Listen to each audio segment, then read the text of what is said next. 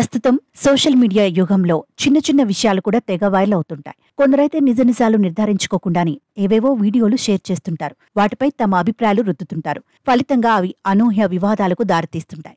ఇప్పుడు రైల్వేకు సంబంధించిన ఓ వీడియో సైతం తెగ హల్చల్ చేస్తోంది. ఏకంగా రైల్వే పైనే నిందలు వేసే స్థాయికి వ్యవహారం వెళ్లింది.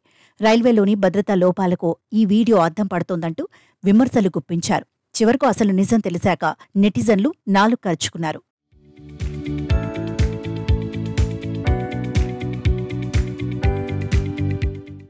సోషల్ మీడియాలో చెక్కలు కొడుతున్న ఈ వీడియోని గమనిస్తే అందులో 4 రైళ్లు ఒకే ట్రాక్పై ఉండటాన్ని గుర్తించవచ్చు.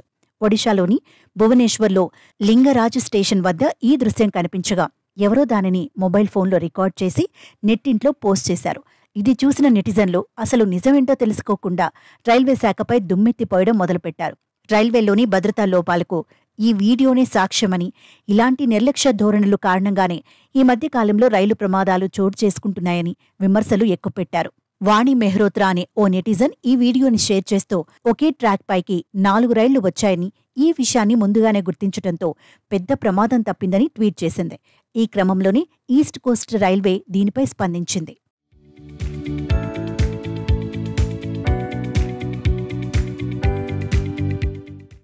ఒకే లైన్లో 4 రైళ్లు ఉన్న ఈ వీడియోను తొలుత ఒక జాతీయ మీడియా ట్వీట్ చేసిందని, ఆపై మిగిలిన మీడియా ఛానళ్లు కూడా దానిని అనుసరించాయని ఈస్ట్ కోస్ట్ రైల్వే తెలిపింది. అయితే ఈ వీడియో ఆటో సెక్షన్లోనిదని, ఆ సెక్షన్లో ఒకే ట్రాక్ పైకి 4 మాత్రమే కాదు అనేక రైళ్లు నిలవొచ్చని స్పష్టం చేసింది. ఇదేమీ భద్రతాపరమైన లోపం కాదని వెల్లడించింది.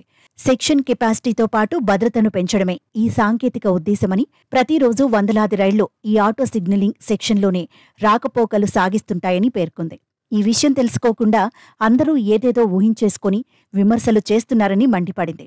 ఇలాంటి వార్తలు రైల్వే ప్రతిష్టనే దెబ్బతీస్తాయని, కాబట్టి ఏదైనా వార్త రాసే ముందు ఓసారి నిజనిజాలు తెలుసుకోవాలని సూచించింది.